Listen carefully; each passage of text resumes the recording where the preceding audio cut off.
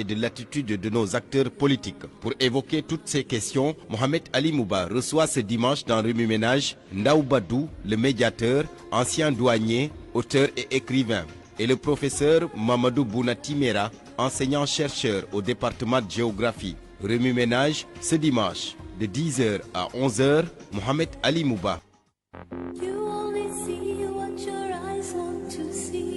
Débordement des eaux du fleuve Sénégal au nord et à l'est du pays, les populations toujours dans le désarroi. Comment organiser les secours? Le gouvernement a-t-il été à la hauteur de la catastrophe? Quelle résilience face à ce type de crise? Les élections législatives anticipées du 17 novembre prochain, la campagne électorale lancée avant l'heure. Que comprendre de la démarche et de l'attitude de nos acteurs politiques? Pour évoquer toutes ces questions, Mohamed Ali Mouba reçoit ce dimanche dans Remue Ménage Ndaw Badou, le médiateur, ancien douanier, auteur et écrivain, et le professeur Mamadou Bouna Timera, enseignant-chercheur au département de géographie. Remue Ménage ce dimanche de 10h à 11h, Mohamed Ali Mouba face. Monsieur, bonjour, 10h10 partout au Sénégal, au micro Mohamed Ali Mouba. C'est parti pour l'émission Remue Ménage qui donc démarre à l'instant, qui est Remue Ménage qui s'installe pour 50 minutes de débat et d'échange autour des grandes actualités de la semaine. Hassan Diouf à la technique. Dans ce studio, donc, pour remuer l'actualité de la semaine, Badou Ndaw, il est écrivain, chroniqueur à E-Media. Nous aurions dû avoir dans ce studio le professeur Mamadou Bouna Timera. Il est géographe de formation, enseignant-chercheur à l'université Cheikh Anta Diop de Dakar. Il nous a fait faux bon au dernier moment. Qu'à cela ne tienne, l'actualité brûlante, c'est l'interpellation de Bougane Gueye Dany à l'entrée de Bakel où il se rendait, vous le savez, pour soutenir les populations impactées par le débordement du fleuve. Le président du mouvement Gumsa Bop est placé en garde à vue, si je ne m'abuse, pour, je cite, refus d'obtempérer et rébellion. Bougane était donc avec d'autres membres de la coalition politique Sàmm Sa Kàddu, donc Thierno Bocoum, Manta Babacar Ngom, entre autres. Alors, Badou Ndaw, est-ce que ce placement en garde à vue de Bougane Gueye Dany vous a surpris? Oui, bonjour Alimou, bonjour chers auditeurs, bonjour à mes enfants, Lahan Mohamed, Nuniou, les grands, bonjour à tout le monde, bonjour à tous les Sénégalais. Bon, voilà, Alimou, je crois qu'il y a un problème majeur dans le champ politicien sénégalais. Parce qu'on n'est plus à l'ère de la politique, mais des faits divers et divers faits politiciens. Parce que, bon, quand on se pose des questions sur les opportunités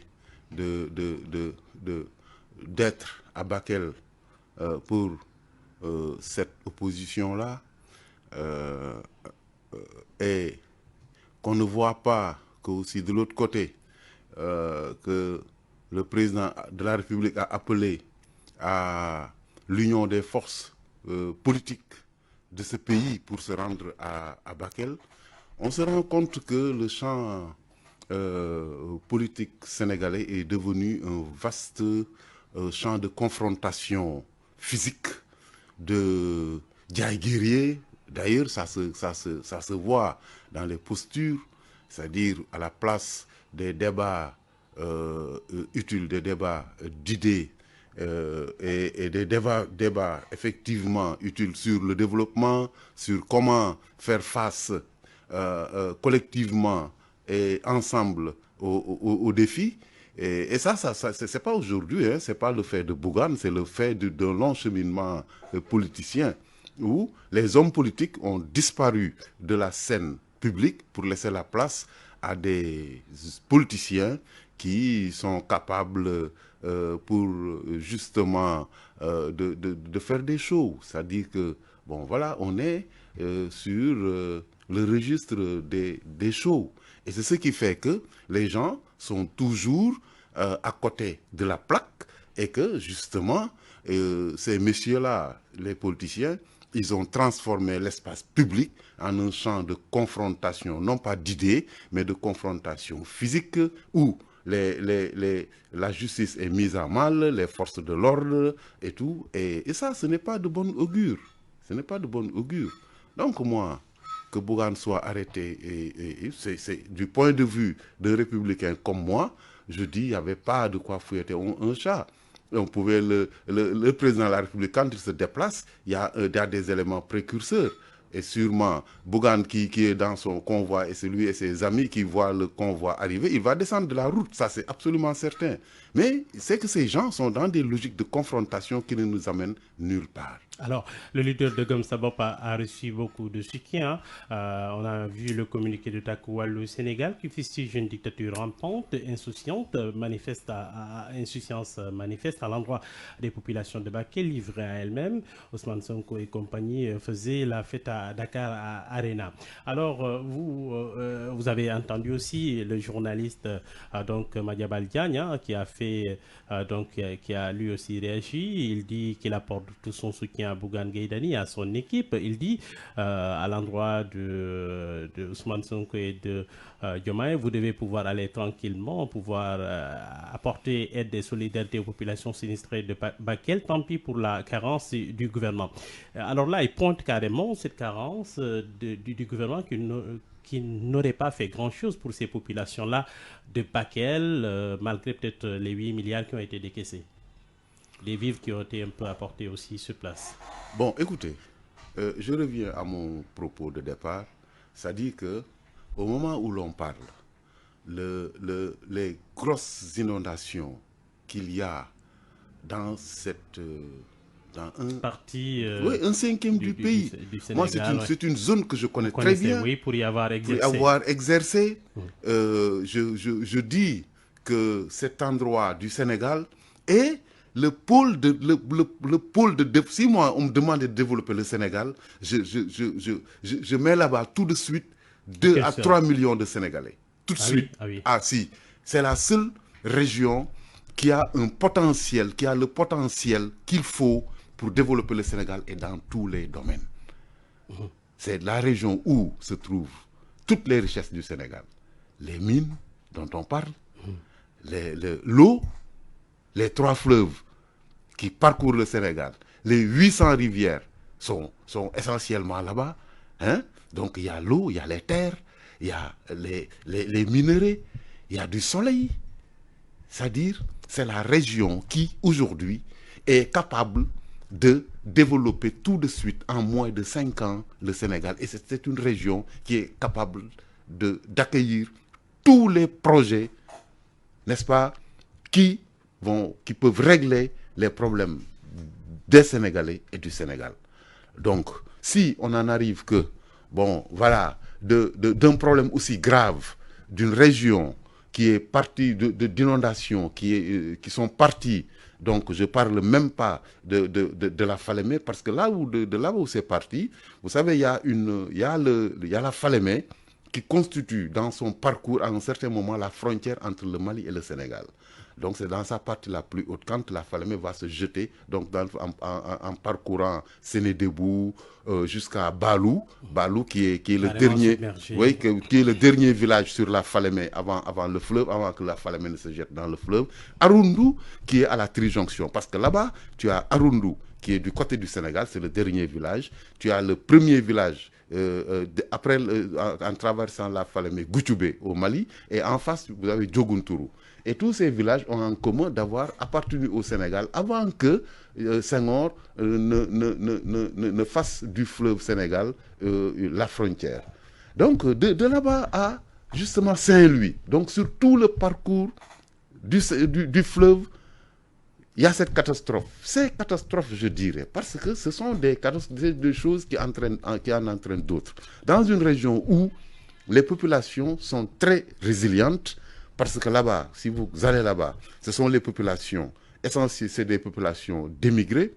Donc essentiellement, les populations, elles construisent leurs bureaux de poste. Quand la poste était à la page et qu'ils devaient recevoir, tous les villages avaient leurs bureaux de poste, c'est eux-mêmes qui construisaient ça, ces villages. Presque tous les édifices publics même. Mais oui, leurs postes de santé, leur école, toutes les infrastructures, ce sont les populations. On note une absence de l'État. Oui. Bon, et après, il demandait maintenant du personnel. Donc, moi, c'est ce que j'ai vécu là-bas. Et je sais que ce sont des populations hyper résilientes, qui sont très croyantes, et qui, justement, aujourd'hui, si ces populations-là demandent secours, c'est contre, c'est à leur corps défendant. C'est en s'asseyant sur leur fierté, parce qu'on les a jamais entendus. Moi, j'ai assisté là-bas à une bataille de forage. Le village de Moudéri et de Ndiawara, les villages de Moudéri et Ndiawara qui sont aujourd'hui sous les eaux. Sous les eaux, hein. Alors que, bon, voilà, Moudéri avait commencé à faire un forage. Les gens de Ndiawara ont dit à nous s'il nous faut. C'est elles-mêmes les populations qui construisent ces forages. Et il y avait la course pour terminer les forages. Donc c'est ce genre de compétition qu'il y a là-bas. Les gens construisent de belles maisons, ils sont là-bas, c'est des retraités qui viennent. La poste de Bakel, à un certain moment, je me rappelle en 90, la poste de Bakel était le premier bureau de poste du Sénégal qui recevait plus de 2 milliards de francs CFA du fait des envois de leurs émigrés. Donc c'est une population qui achète son ravitaillement pendant 1 an. Les femmes c'est elles qui ont les petits champs pour produire ce qu'on apporte dans la bouffe. Donc, elles ont de petits champs de trucs. Il y a les bozos qui pêchent et tout. Donc, c'est une catastrophe qui est grave. Et quand un truc comme ça se passe dans un pays normal, qui a une classe politique qui est consciente de son rôle, on ne va plus parler d'opposition, de pouvoir, on va parler de Sénégalais. Du président de la République à tous ceux, justement, aux derniers Sénégalais qui doivent se sentir concernés. Mais il se trouve qu'on n'a pas cette classe politique. Et comme je l'ai dit tantôt, on a une classe politicienne qui est dans la confrontation, dans la mauvaise confrontation, et qui est dans la confrontation physique. Parce que depuis des années, les gens, effectivement, ils sont dans ça. Ils sont effectivement dans une adversité physique. Ils ne sont pas dans des débats. Vous avez, depuis quand, M. Ba, vous n'avez pas vu des politiciens de haut niveau débattre dans vos antennes? Les gens ne débattent plus. Non. C'est des sous-fifres qui viennent dans les antennes de trucs, oui, pour polémiquer, machin et tout. Vous avez vu un débat entre le Premier ministre Ousmane Sonko et Alassane Sall, ou je ne sais pas... D'ailleurs, Alassane Sall a demandé à ce que la RTS organise un débat entre lui et Ousmane Sonko. Par exemple, est-ce que vous avez vu ces débats-là? C'est ça qui se passait ici, quand ce pays-là était dirigé par des hommes politiques.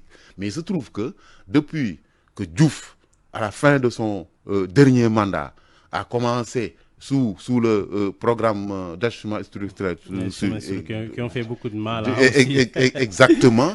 A commencé à recruter du personnel bas de gamme. Et Wade qui est venu fracasser tout ça avec, bon, voilà, je prends qui je veux, comme je veux, machin et tout. L'homme politique a disparu du paysage sénégalais, du débat public, laissant la place à des politiciens. Bon. Et en même temps, vous avez entendu Ousmane Sonko incarner la nouveauté. Il dit que je suis l'antisystème, je veux quelque chose de nouveau, apporter quelque chose de meilleur. Vous n'y croyez pas? Bon, je n'ai pas l'habitude, moi, de croire à ce que les gens ils disent. Parce que, simplement, de par mon parcours, que ce soit mon parcours académique ou professionnel, je suis un peu symptôme. Je suis un peu symptôme. C'est-à-dire que moi, je suis un homme de développement. Je ne conçois pas le développement d'une certaine manière. Et comme je le dis souvent, ce n'est pas dans les professions de foi que les choses se trouvent. Les choses se trouvent dans la capacité de faire. Et dans cette capacité de faire-là, je crois que M. Ousmane Sonko, il a une chance inouïe.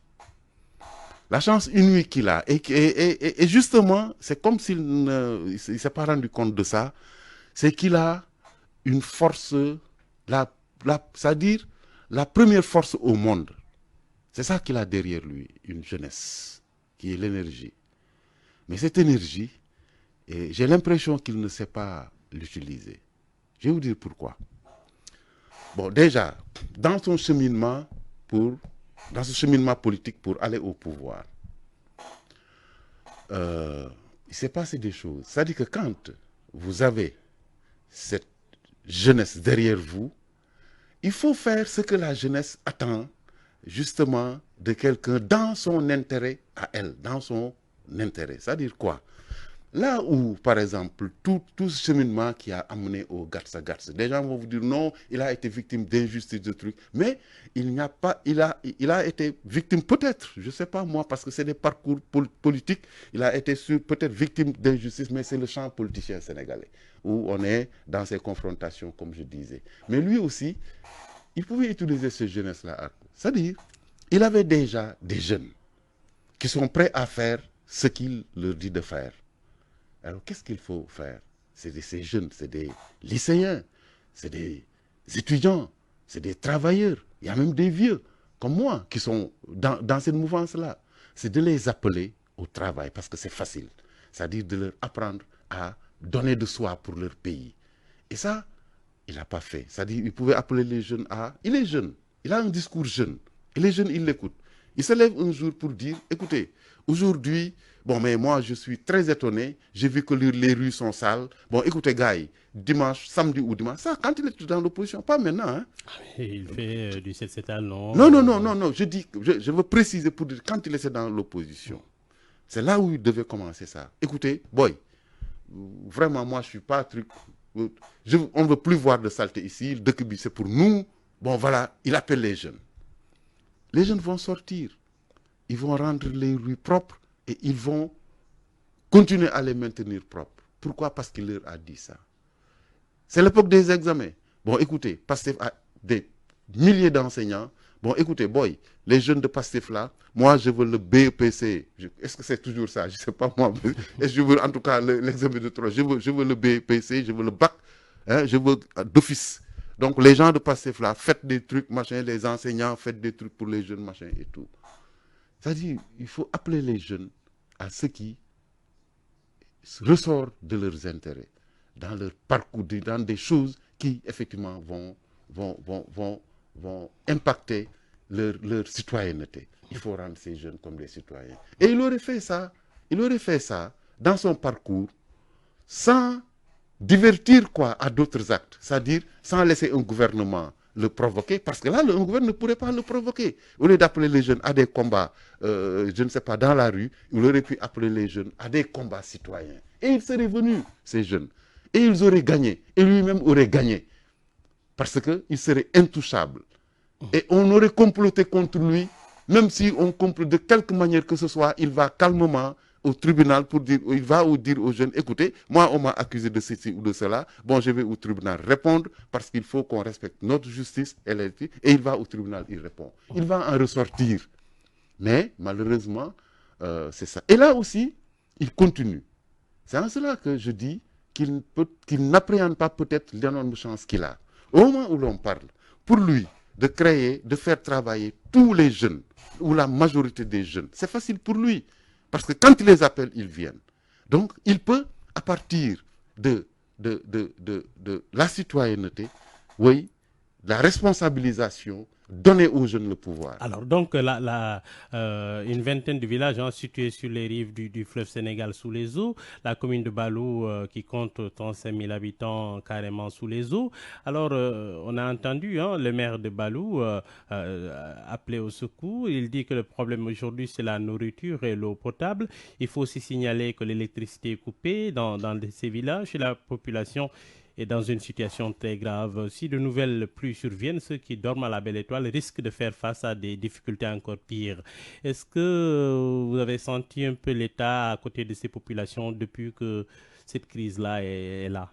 Bon, écoutez, moi, je fais partie des premiers qui ont tout fait pour alerter. Parce que, comme je disais, je connais la zone et les gens. J'ai une histoire là-bas. J'ai une belle histoire là-bas. Sur les 35 ans que j'ai fait dans l'administration, les meilleurs moments, je les ai eus là-bas. Dans le Bakel? Dans le Bakel, donc dans le Guidemara, moi, je vous dirais. Et j'ai écrit un livre pour le dire. J'ai écrit un livre qui s'appelle Le héros sans médaille. J'ai été très honoré de consacrer à cette région-là beaucoup de pages. Et l'œil de l'historien que je suis et du citoyen. Parce que moi, j'ai toujours vécu ma citoyenneté. Mais je sais une chose, c'est-à-dire que c'est ce que je disais tout à l'heure. Si ces populations qui sont très fières, qui sont résilientes, en sont allées à crier famine, c'est parce que... 20 000 habitants sont coupés du reste du pays. Ben, est-ce que c'est 20 000? Malgré les efforts de l'armée. Oui, non, parce que mais et puis ce ne sont pas les pluies qui ont provoqué les inondations. Ce ne sont pas les pluies. C'est le débordement du fleuve. Non, c'est l'ouverture du barrage. C'est-à-dire que le fleuve, naturellement, est organisé à quel que soit le niveau des pluies, à justement encaisser ces pluies, à les redistribuer à travers des canaux. C'est ce qui fait que dans cette région-là, par exemple, en saison 2, vous voyez des canaux qui sont à peu près à... Par exemple, il pleut de l'autre côté, vers l'est, en amont. Il pleut pas, vous êtes à Kidira, il pleut de l'autre côté, et vous voyez les petites rivières qui sont remplies pour aller remplir la Falémé. Alors qu'il n'a pas encore plu dans le département, par exemple, de Bakel. Oui. Bon, maintenant, non, là, ce n'est pas encore les barrages. Les barrages jouent des fonctions de retenue. Mais ce sont les lâchers d'eau qui sont violents, qui ont poussé le fleuve à avoir cette vitesse-là. Et c'est cette vitesse-là qui a trouvé, parce que si c'était en temps normal, les eaux calmement viennent et font leur chemin, suivent leur chemin. Mais calmement, c'est-à-dire par le ruissellement. Mais là, non. Quand le barrage a été ouvert, l'eau s'est propulsée. Et c'est cette vitesse-là qui a fait qu'il y a eu ces inondations-là. Parce que, en se précipitant, maintenant, si par exemple, les canaux sont restreints et que les canaux se remplissaient petit à petit quand le fleuve se remplissait, et que tout d'un coup, les lâchers d'eau et que les eaux arrivent en vitesse, les canaux ne peuvent plus supporter. Il y a une hypertension comme chez l'homme. Et qu'est-ce que ça a fait? Ça a fait que tout de suite, les canaux ne sont pas ouverts, et il y a eu ces inondations. Donc ce ne sont pas les pluies. Hein, parce que nous sommes sur la rive gauche, donc en contrebas, c'est ce qui faisait jusqu'à l'eau ruisselait pour avoir ce qu'on a appelé les vallées fossiles. Donc le fleuve s'était toujours arrangé de manière naturelle à ne pas, en tout cas, faire des victimes. Et ces villages dont on parle, ce sont des villages qui sont situés en hauteur par rapport au lit du fleuve. Ils ont toujours vécu en toute intelligence avec le fleuve. L'OMVS a toujours alerté depuis des mois. Il y avait ces risques-là, on les connaissait. Personne ne peut dire en tout cas qu'il ne savait pas. Pourquoi, selon vous, on n'a pas pris les dispositions pour que cela n'arrive pas, ce qu'on a connu aujourd'hui, en tout cas dans tout le Bakel et qui va vers le Fouta aussi. Là aussi, on voit que les populations sont dans le désarroi, en tout cas dans le Fouta, Saint-Louis carrément menacé aussi. Ah mais ça c'est aujourd'hui on parle des crues du fleuve, mais ne pas prévoir, je crois que c'est la marque de fabrique des gouvernements sénégalais.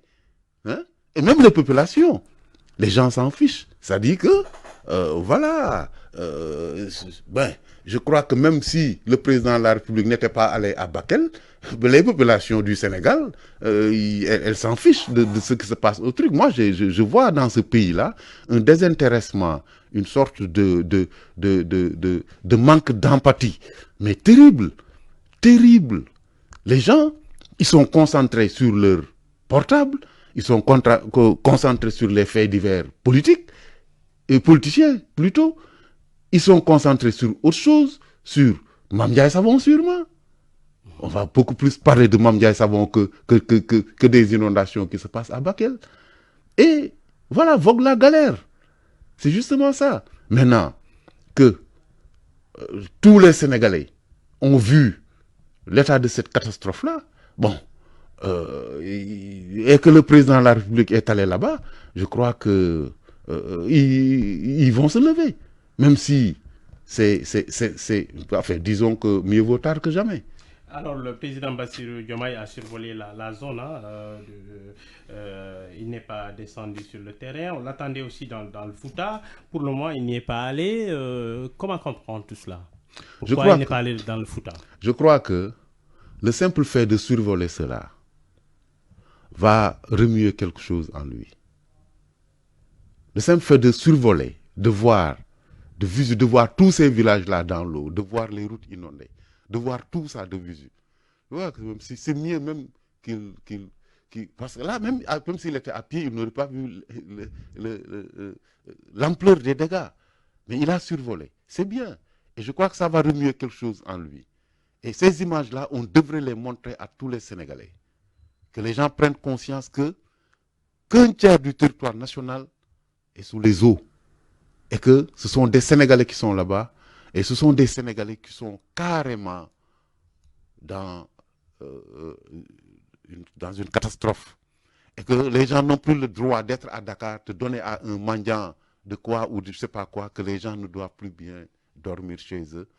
Que justement, ce qui est arrivé dans cette région-là doit hanter tous les Sénégalais. Est-ce que vous avez sûrement senti un peu cet élan de solidarité de la part des Sénégalais? Est-ce que vous sentez qu'ils sont suffisamment...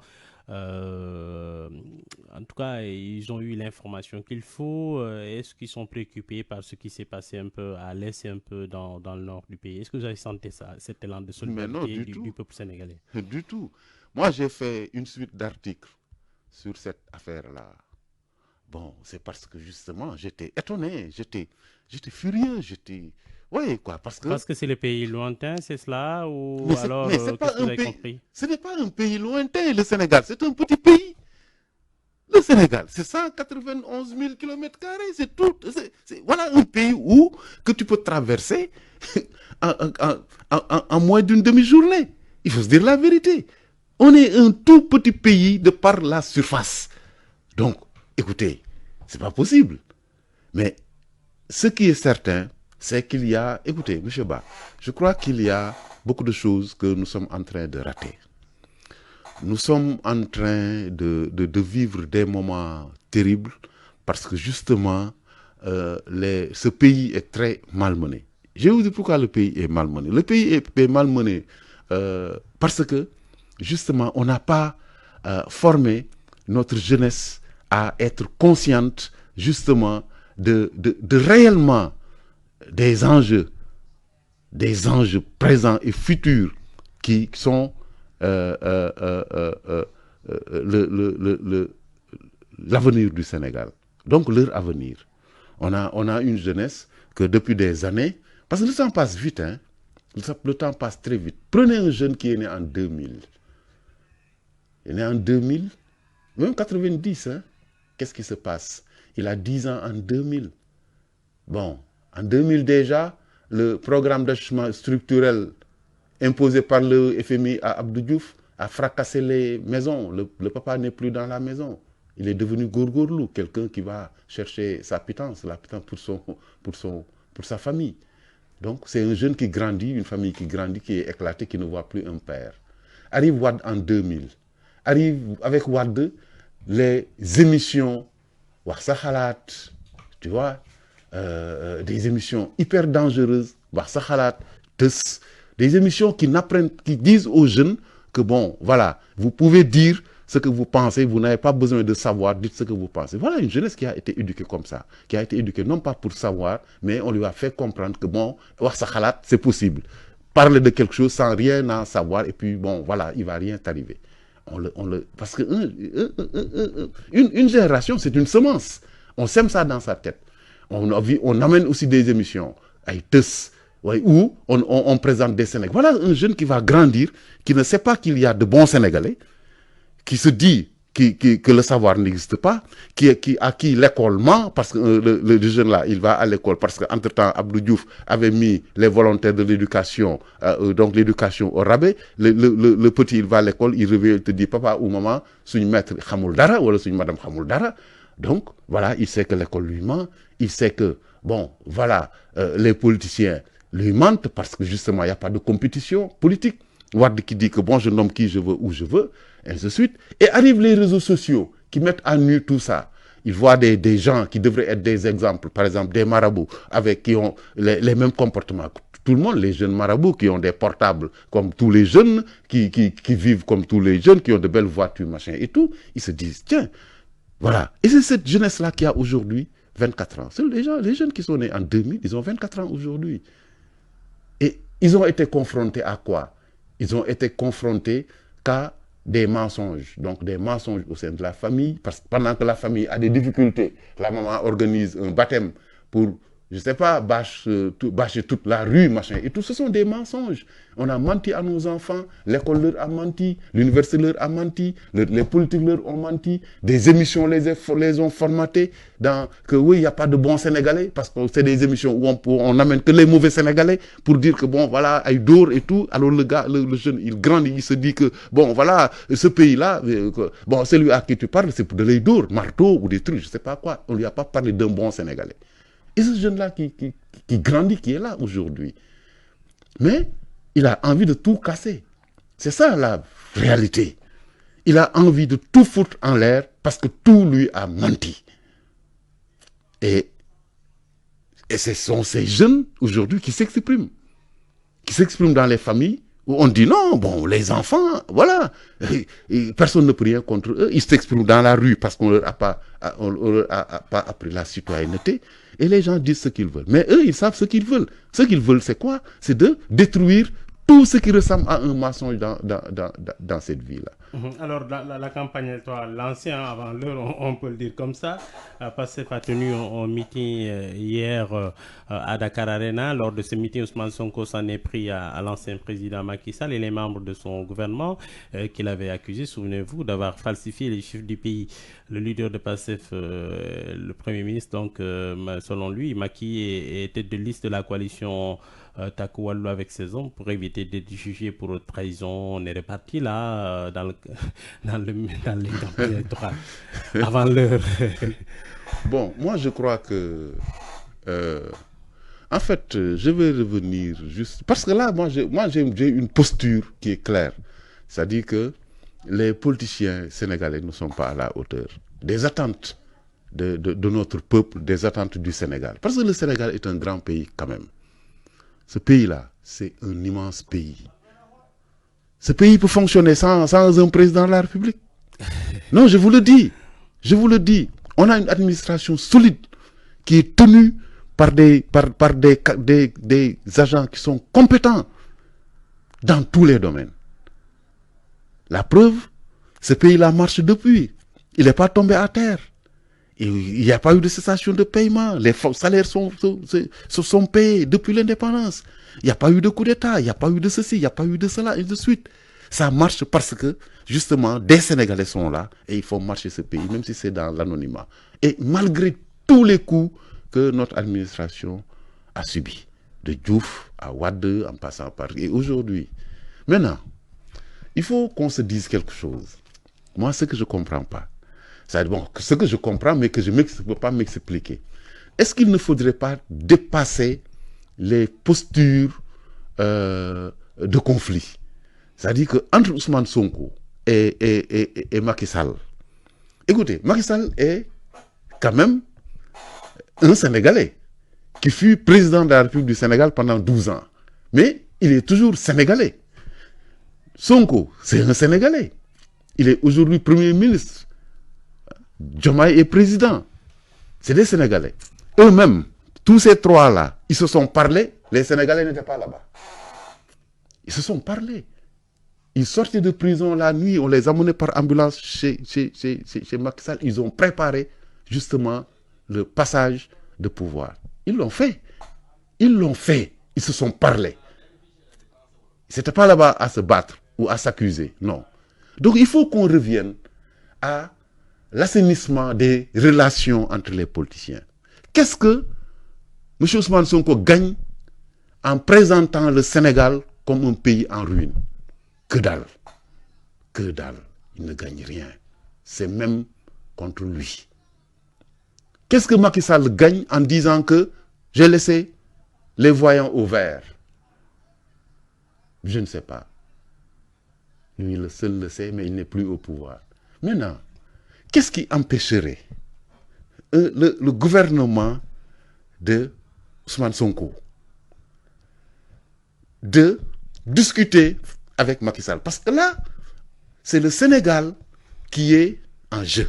Parce qu'il ne faudrait aucunement, et je le dis aucunement, que le FMI revienne au Sénégal. C'est-à-dire, le FMI ne doit pas revenir. Le FMI n'a jamais quitté le Sénégal. Non, attendez, laissez-moi terminer. Le FMI a toujours été ici, je le sais. Mais, mais attention, le FMI a des politiques. C'est-à-dire que la manière dont les gens, et pour tous ceux qui ont une oreille attentive et qui savent décrypter ce que le FMI a dit, a félicité ce gouvernement pour l'inviter à prendre des mesures audacieuses dans le cadre des politiques budgétaires. C'est ça que le FMI a dit. Décrypter ça, cela veut dire quoi? Cela veut dire que si l'État du Sénégal, au moment où l'on parle, l'actuel gouvernement, accepte que le FMI, les politiques budgétaires du FMI, cela veut dire qu'on va retourner à 35 ans quand le pass de Abdou Diouf était... Et politique d'ajustement structurel. Mais je vous dis. Et simplement, qu'est-ce que cela veut dire? Cela veut dire que tous les verrous sociaux vont sauter. Le carburant est subventionné. L'énergie, déjà, la subvention de l'énergie à 800 milliards, il faut commencer par là. Par là. Ils vont toucher à tout ce qui a fait que le pays, là, les gens tiennent la pauvreté, elle n'est pas débridée. Bon, et que, bon, voilà, les Sénégalais vivent jusqu'à présent. Le FMI a démantelé pendant 10 ans, entre 90 et 2000, le tissu industriel sénégalais. Il a démantelé l'administration. Il a démantelé les familles. Parce que la journée continue a été imposée dans ce cadre-là. Donc le FMI a fait énormément de mal et nous, on était là. On était là. Et on a vécu ça. Le plan Sakholoum, la dévaluation.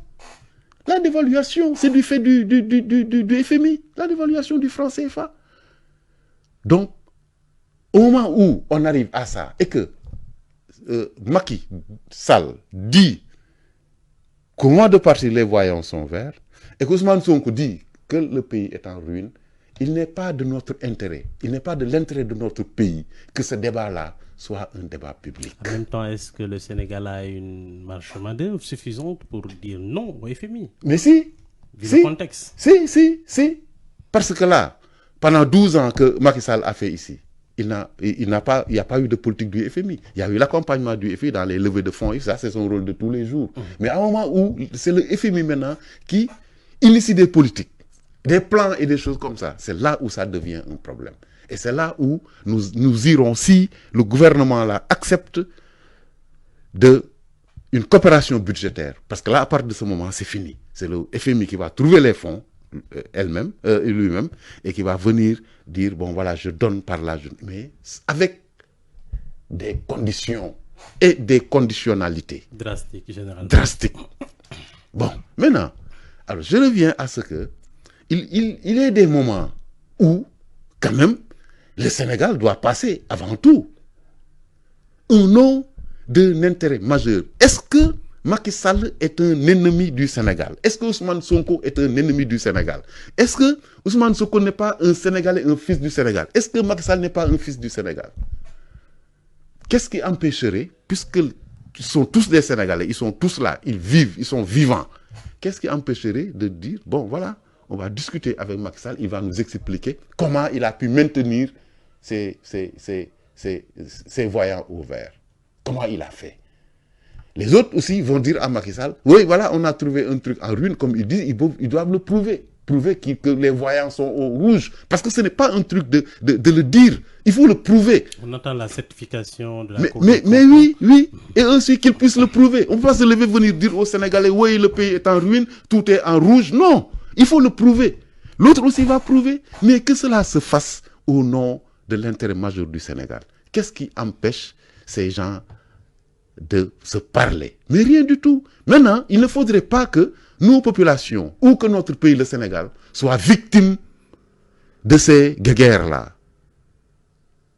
Et que le FMI profite de cette division-là pour s'engouffrer dans cette affaire-là et nous replonger 35 ans en arrière. Donc, il faut de la responsabilité politique dans tous les pays du monde. Quand les gens aiment leur pays, quand les gens arrivent à un certain niveau et qu'ils savent que leur pays est en danger, que leur économie, par exemple, est en proie à des soubresauts qui pourraient mener à des catastrophes sociales et tout. Il faudrait que les gens aient de la responsabilité. et que cela ne se passe pas dans des meetings où, je ne sais pas moi, pour une Assemblée nationale qui, depuis quelques années, ne sert à rien, bon, qu'on en arrive à vilipender notre pays, à oublier les urgences qui voudraient que les gens se retrouvent, se parlent. Hein? Où est le problème? Alors, Macky Sall est attendu au Sénégal, selon Tako Wallou, en tout cas pour battre campagne. Vous y croyez? Vous croyez que Macky Sall sera là et qu'il ne pourrait pas être arrêté? En tout cas, on l'a entendu de l'autre côté. C'est agité. Je vais vous dire mon avis sur cette question. C'est un avis personnel, très personnel. Et je voudrais conseiller au régime actuel de laisser tranquille M. Macky Sall. Macky Sall, pour ceux qui le connaissent, savent que c'est quelqu'un qui ne va pas se laisser arrêter ou mettre en prison.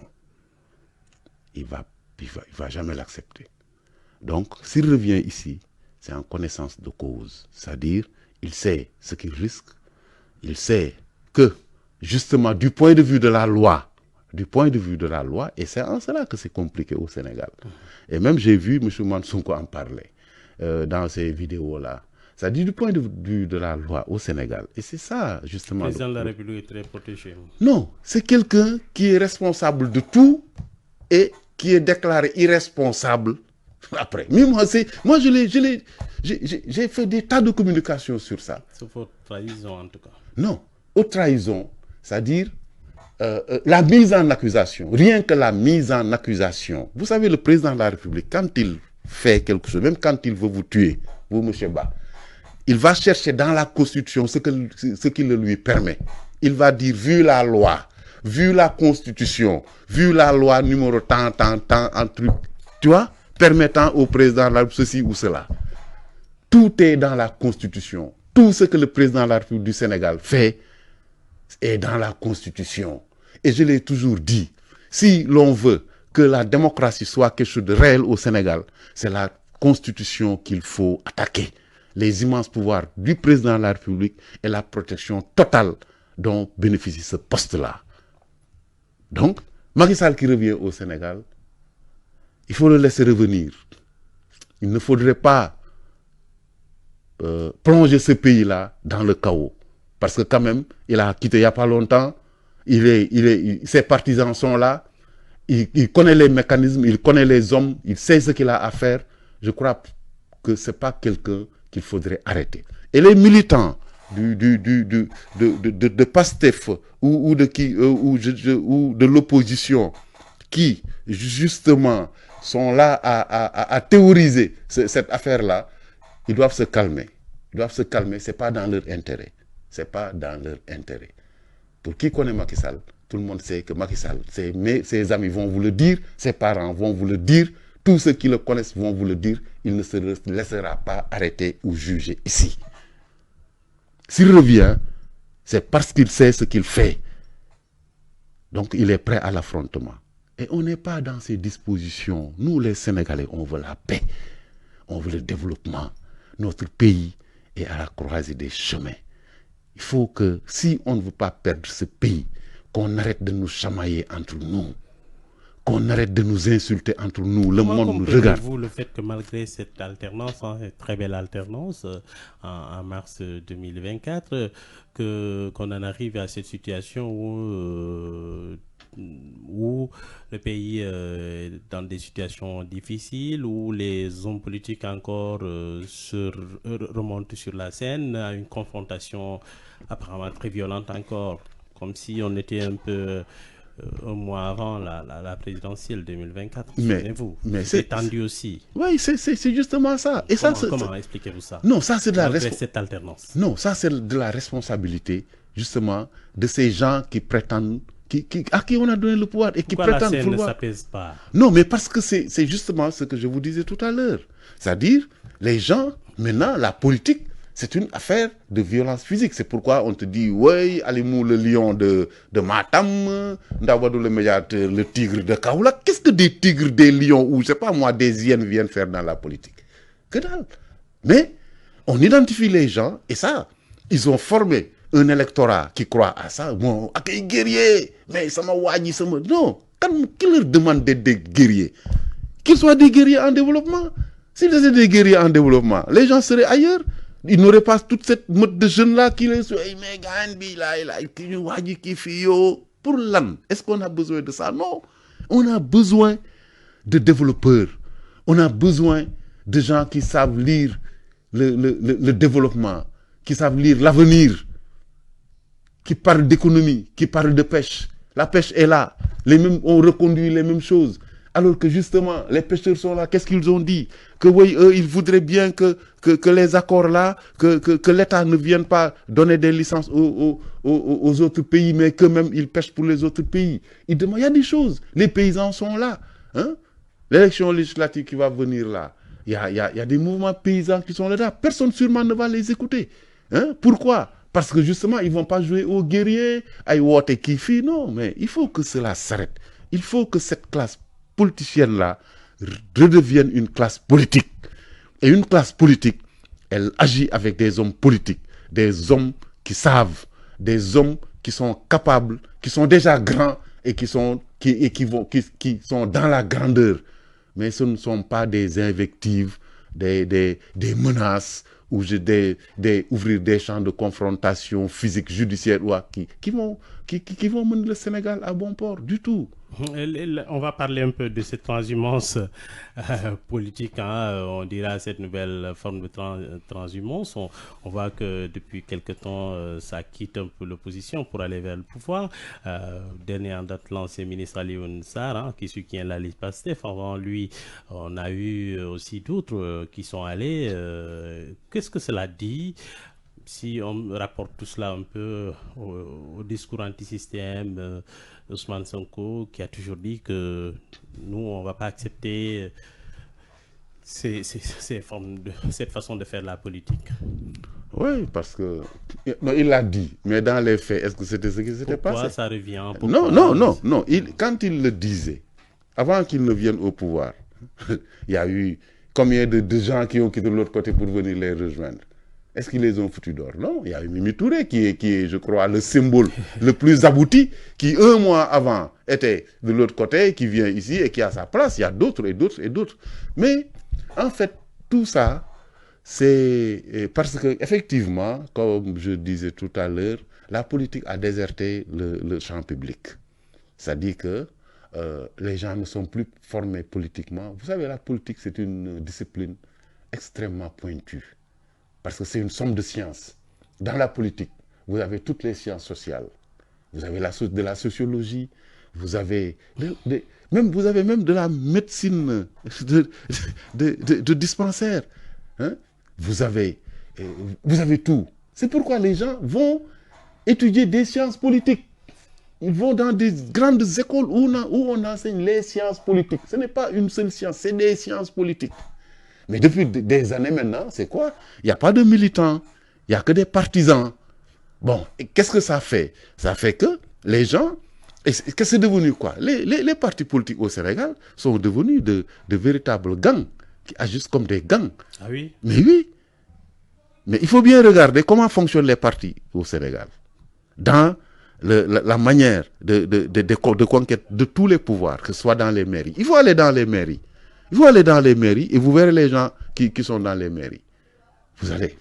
C'est des hommes de main qui sont là-bas. C'est des gens qui savent que dans les mairies, on peut faire tout ce que l'on veut et on est protégé par la loi politique. N'est-ce pas? Donc, qu'est-ce qui se passe? C'est-à-dire qu'il n'y a plus de militants, quelqu'un qui était, comme à l'époque, était formé idéologiquement, à qui on apprenait la citoyenneté. Imaginez que les partis de gauche, et même les partis au pouvoir, parce que là, je crois au Sénégal, tous les partis sont de gauche, il n'y a pas un seul parti qui se réclame de droite. Bon, mais même dans ça, les gens formaient à la citoyenneté. Parce que dans les partis, il y avait des troupes de théâtre, hein, il y avait des troupes culturelles. Les ASC là, c'était des affaires de parti. Il y avait le sport, et il y avait le théâtre, les cultures. Par exemple, il y a des gens, de grands musiciens comme Baba Mal. C'est des produits de ce système-là. Donc, de ces gens qui formaient des citoyens. Donc, on te demandait d'être bien à l'école, on te donnait des livres, il y avait des journaux, il y avait tout un truc. Mais il n'y a plus cette formation-là à la citoyenneté, donc à la politique. Maintenant, qu'est-ce qui se passe? Il y a des partisans. Moi, un Badou Ndaw, je n'ai pas besoin d'en savoir quelque chose ou plus. Je me mets derrière Alimou, après c'est fini. Je suis avec Alimou, point. Tout ce qu'Alimou dit, c'est bon. Tout ce qu'Alimou fait, c'est bien. Je peux justifier. Hein? Si on lui fait quelque chose, je me lève pour dire touche pas à moi Alimou. C'est comme ça que ça se passe maintenant. Hassan Diouf à la technique, au micro, Mohamed Aliouba, c'est la fin de Remue Ménage. Nous avions dans ce studio Badou Ndaw, il est écrivain, ancien fonctionnaire de l'État du Sénégal. Nous aurions dû avoir dans ce studio le professeur Mamadou Bouna Timera. Il est géographe de formation, ancien, donc il est géographe de formation, enseignant-chercheur à l'Université Cheikh Anta Diop de Dakar. Nous vous remercions. À la semaine prochaine.